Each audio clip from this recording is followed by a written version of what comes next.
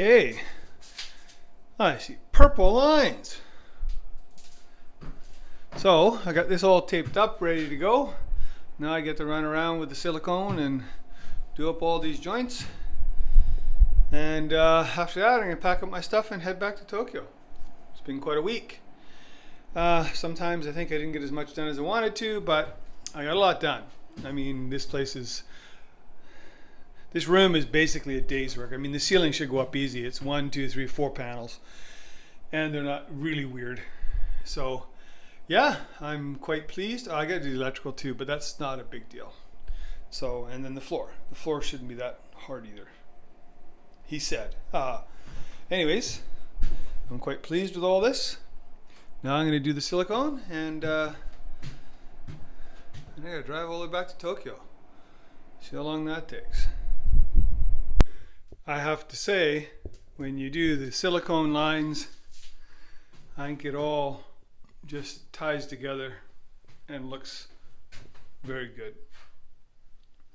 Quite pleased with all that. Of course, the ceiling's yet to go in, but all the lines in the corner here has got to be done. But putting the silicone in just is the finishing touch. I think it makes it look so nice. So, another weekend. The room is pretty much finished. I mean, I could do the ceiling and the floor, but that's compared to where I started.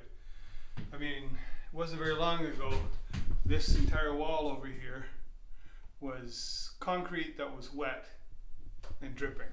So, it's a completely different feeling in here. I'm sure when the client comes, they'll be quite pleased because this was always a damp, musty, moldy, wet, clammy, cool, cold area, and it's not anymore. It's dry, it smells, well now it smells like silicone because I just put silicone everywhere, but it's dry, it doesn't smell, there's no mold anywhere. I think this is a huge improvement for them. I'm really glad that we were able to fix it. It was a little more than just painting the room to get rid of the mold, but you know, it's done right with that liquid rubber stuff on the foundation and the calcium board and yada yada yada. And I've yet to put the vents in. I'm gonna wait till we put the shelving in. We're gonna put a bunch of shelving in here, IKEA stuff, that wooden stuff, you know. So I've got some measurements and stuff to do here for that, and a couple other small things. And then it'll be, I don't know, 1 o'clock, 1:30, something like that. And I gotta get heading on my way because driving back to Tokyo on a Friday, traffic's gonna suck. And it's gonna probably take me 4 hours to get home. If I'm lucky. Sometimes it takes 7. So, yeah. Anyways, I'll be back down here the week after next to finish this up. And I've got 2 doors to install, 1 door to build, 1 door to modify, and 2 doors to install. Why don't I show you that just quickly? So kind of tease you for the next week or the week after next. Hang on. So this is an outside door. It's a well-made aluminum and glass door. Functions fairly well. So there's one problem with it. It was put in the wrong way. You can see down there on the floor. Come around the other side here so you can see. The threshold's in backwards. So basically what happens now is when it rains, rain hits the outside of the door, runs down to there, and comes in. So when it rains, they get a puddle here. And this door has been in here a long time.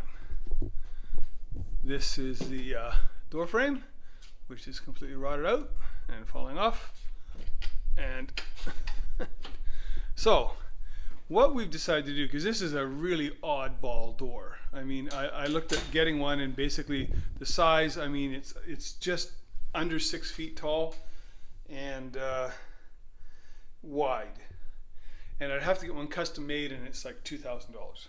So what we decided to do is I'm going to take the glass out, this aluminum frame, it all comes apart, and I'm going to put insulation in there. And then I've got these, it's like a, I don't know, a little thicker than 1/8 of an inch thick, and it's like aluminum with a ceramic white off-white coating on it, and then like a fiberglass, and then aluminum with a ceramic off-white coating on it.